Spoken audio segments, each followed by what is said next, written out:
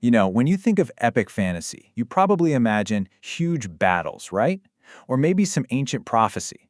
But what if I told you one of the most famous fantasy stories ever starts with 4 kids, a boring rainy day, and a plain old wardrobe? That's right. We're going to dive into the very beginning of C.S. Lewis's classic, The Lion, the Witch, and the Wardrobe.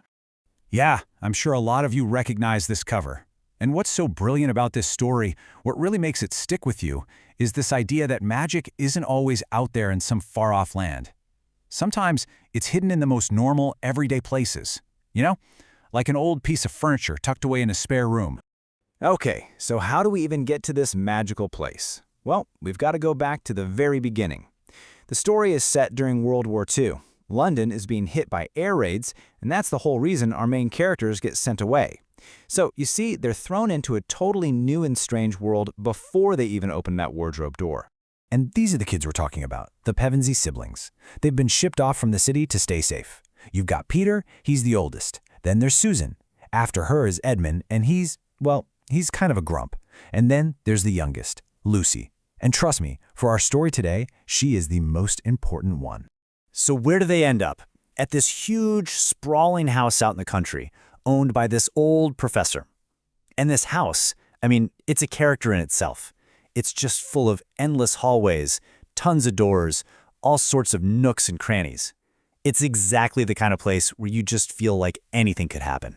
Naturally, the kids want to get outside and explore all the cool stuff around the house. The woods, the mountains. But, classic English weather had other plans. It just starts pouring rain and they're stuck inside, which means they've got to find something else to do to stop from going stir-crazy. And right there, with that one sentence from Peter, the real adventure kicks off. Since they can't explore the world outside, they figure, hey, why not explore the world inside? And let me tell you, that decision is what changes absolutely everything. So they start wandering around, checking out all the different rooms. And eventually, they come across this one room, and it's almost totally empty. Like there's nothing in there. Except for one thing. One big old wardrobe. Now, to the older kids, it's just a piece of furniture. Peter even says, "Nothing there," and they all just bail. But one of them doesn't. And this, right here, is the key moment. It's Lucy's curiosity that's so special. While everyone else saw a boring, empty room, she saw something more, a possibility. She just has this feeling that she should try the door, and what do you know? It opens. Okay, and here's where the real magic happens. We're going to follow Lucy as she steps inside. And she's not just stepping into a closet full of coats. No, she's stepping into a completely different world. This whole journey is about what she feels, hears, and sees. So first, she smells the mothballs and feels these soft fur coats brushing against her face. She keeps thinking she's going to hit the back of the wardrobe, but she just keeps walking. And then, she feels something cold and powdery, and it's crunching under her feet. That's definitely not mothballs. It's snow. And what's touching her face now isn't fur. It's hard and prickly. It's tree branches. And then, way off in the distance, she sees it. A light. And that light? It's not some light bulb in the house. It's a lamppost. A lamppost just standing there in the middle of a snowy forest at night. It's impossible, but it's real. Lucy has arrived. That wardrobe? It wasn't just a wardrobe. It was a door. Just look at this. The two worlds, right next to each other. On one side, you've got a dusty old spare room in an English country house, and on the other, a snow-covered forest under a dark sky.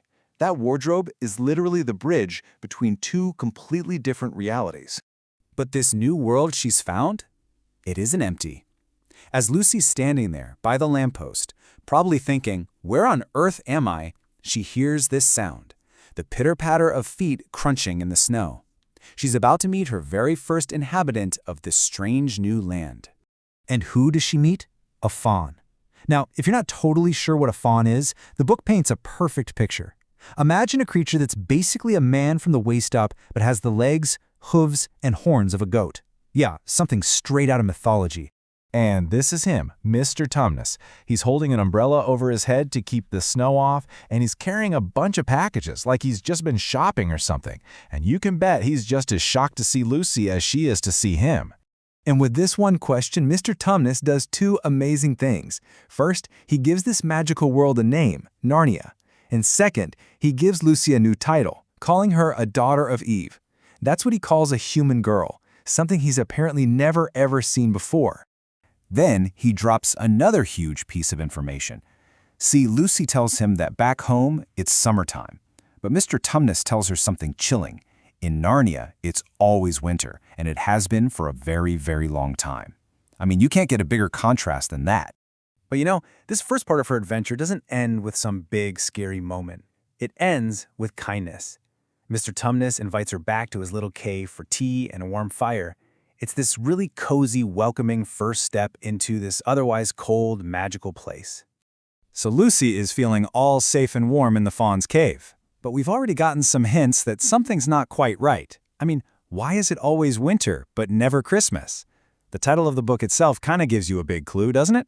And that thought, that question, it leads us right to the witch from the title.